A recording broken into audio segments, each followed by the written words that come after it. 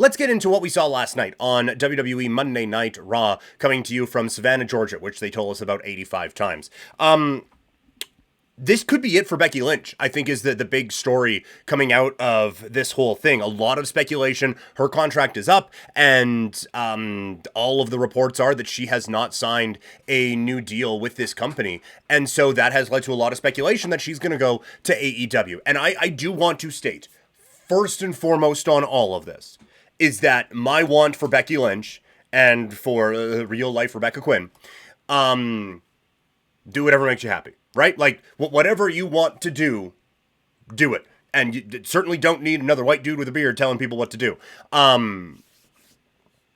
So, like, all of this is just like, that this isn't, oh, she needs to do this, she needs to do blah, blah, blah, blah. She needs to do what's best for her and her family and her physical and mental welfare and her checkbook and all of that. Like, that needs to be 100% stated, I think, first and foremost, is that I just want what is best for the performer, and what is best for the performer is what she, in this case, feels is best for her. So, there is that.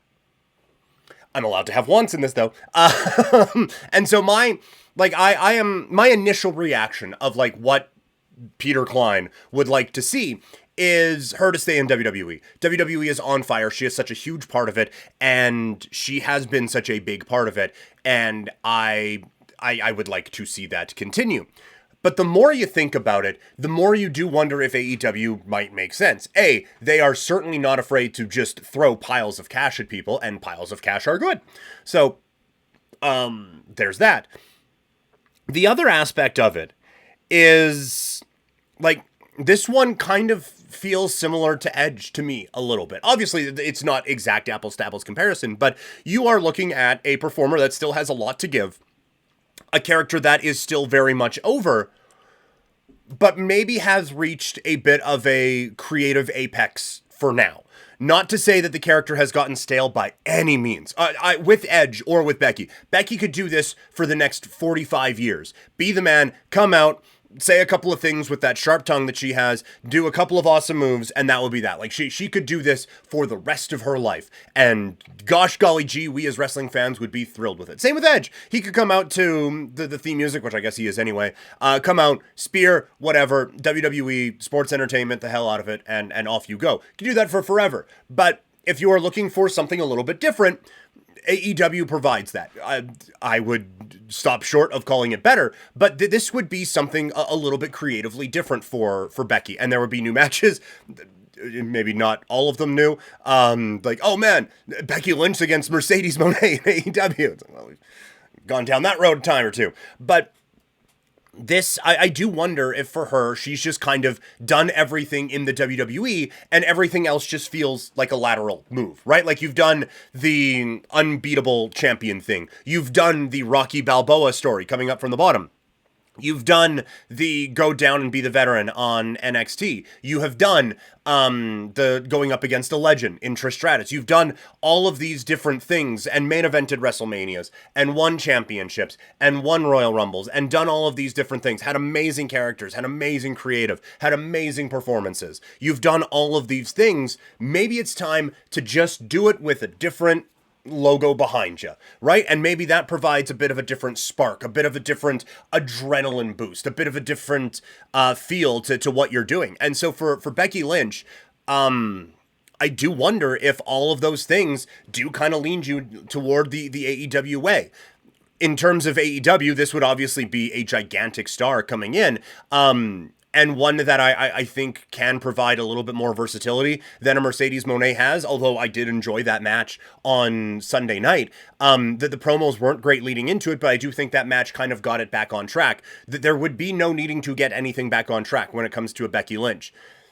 I do also think that the AEW women's division needs substantially more focus than it has been given over the last little while. And Becky has shown that she is comfortable helping younger talent get over. And she herself is just a gigantic star. And so you could do Becky Lynch not in the title picture for a very long time and help elevate a few performers that way, get there to be maybe on a 12-match show 4 women's matches instead of 3, and kind of build that up that way. And so I do think there is value in a Becky Lynch going to AEW, and I think there is a lot of value for an AEW bringing in a Becky Lynch. So I don't think it is absolutely cut and dry. And when we get to this situation on Monday, if this is it for Becky Lynch, this has been a really, really good way of utilizing what I would consider at this point a legend, although it's not like the part-time legend thing that you would think of initially when you say that phrase, but I do think that they have utilized her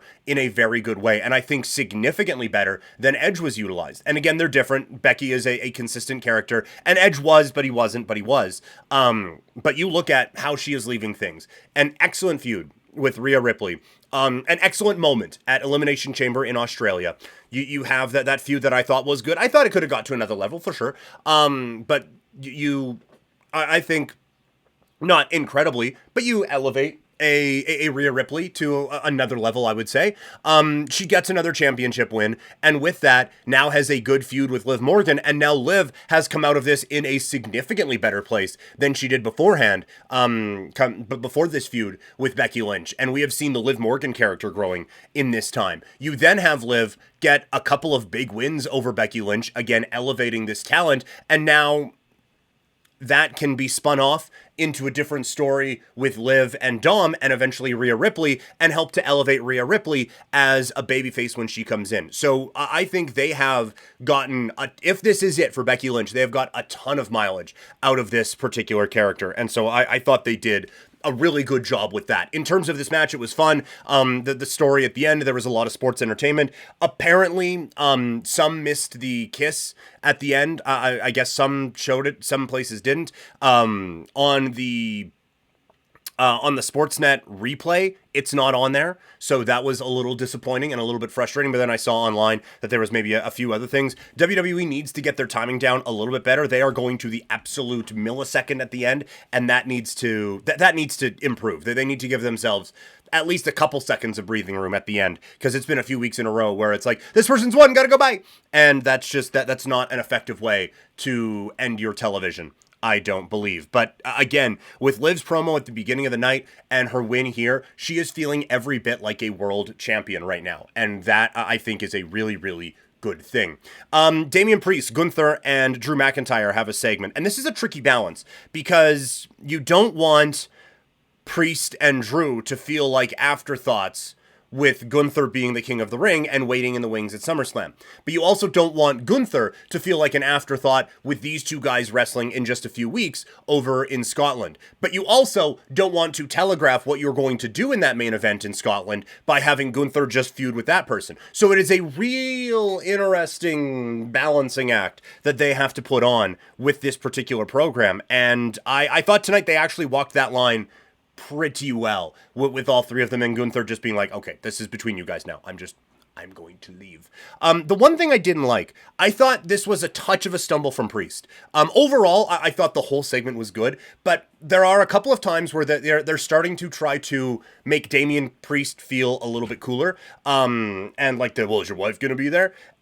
Like, that just felt so lame. He brought it back and brought back the elements of his character that I think have made him feel like a main eventer. And I do want to say he feels like a main eventer to me. But they've done this a couple times before, where badass performer gets the championship, we're pushing them as a babyface, and now some of that edge gets taken away. We've seen it very recently in AEW with Swerve Strickland, and I think they've done a good job of kind of course correcting there. But I think we've seen it with Sasha Banks in the past. We have seen it with, famously John Cena. For forever, we lost that edge that he had. Bianca Belair.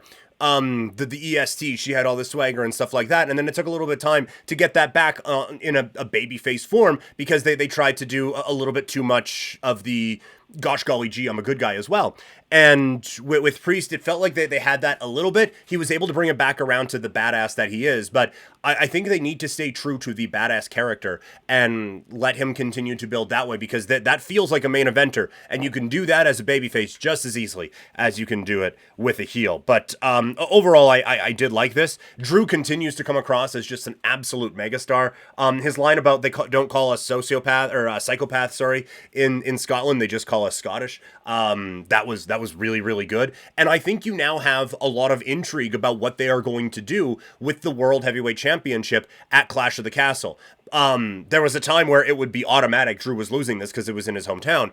But you have the hometown thing. This would be a gigantic moment for Drew McIntyre to win that championship. But then is that the right fit against Gunther? But is beating Drew the right fit for that particular event? And what does it do to a Damian Priest character? And what's CM Punk's involvement going to be in all of this? So this feels, very up in the air going into Clash of the Castle in a few weeks. And so I think a lot of the work is kind of done in the fans' mind, but I think they can do a little bit to plant some seeds of doubt for a few people throughout this. So I'm very fascinated to see what they do with this world title. I thought the Chad Gable stuff was really, really good as well. I think they are building up Maxine and Otis great. Otis is very much over with this crowd. I do worry about these three once the break eventually happens. Like they do all kind of feel like they need a leader, like we've tried Otis as a singles star before and it didn't really work. So it kind of feels like they do need another White Knight to just slide in and save the day for them. But I don't see Sami Zayn leading them as a faction or anything like that. So I wonder about the follow-up. But for now, that this act and this gimmick is over AF. They have the crowd absolutely behind them. And Gable is doing a very good job of being just an absolute asshole. And I do wonder, with some of the things that Cole has said about, like, I've been in this company 30 years, I know what bad motivation is like. I do wonder if some of these are extremely subtle, and certainly not going there, but if some of these are subtle shots at a Vince McMahon. Just a thought I had. The one thing that is just a bit of is that this whole thing feels like it is kind of swallowing up Sami Zayn a little bit, and he feels like, a secondary piece of all of this. And coming off of his WrestleMania win, you don't want Sami Zayn to feel like a secondary piece in anything. Now, he is good enough that he can correct that, and these are all necessary steps, so I do think it'll be fine. But just for the next couple of weeks, it does feel like he is kind of an afterthought. Ricochet, Ilya Dragunov was really, really good, and I don't even mind Braun Breaker coming in and messing things up for them. This feels like a feud with these three, like the matches they're going to be able to have, and all of that. It feels like these three are all going to be, again, the word of the day, elevated from this particular program. This feels like something where all three are going to be in a better place coming out of it, and they will have set up three different, very viable performers in the upper mid-card section by the time it is all done. A couple other random thoughts. The Braun Strowman stuff all night was really, really fun. He plays just the big monster that feels brooding, but also feels like a hilarious cartoon character all at the same time. He plays that role very, very well. Valkyria against Kairi was good, and then Io Sky after throwing a bit of a tantrum. I like seeing that frustration with her. I would love it if she breaks off from them and ends up being a babyface. I think that there is so much potential in this performer. You guys know this. Like everything that I like fantasy booking wise eventually ends with Io winning a championship again. So I would like to see her on a rise, and it would be fun to be able to cheer for her for a little bit as well. The Ray Carlito match was okay, but the drama around it I think was fine enough that it kind of saved that one. So those are a few thoughts on what happened on Monday Night Raw.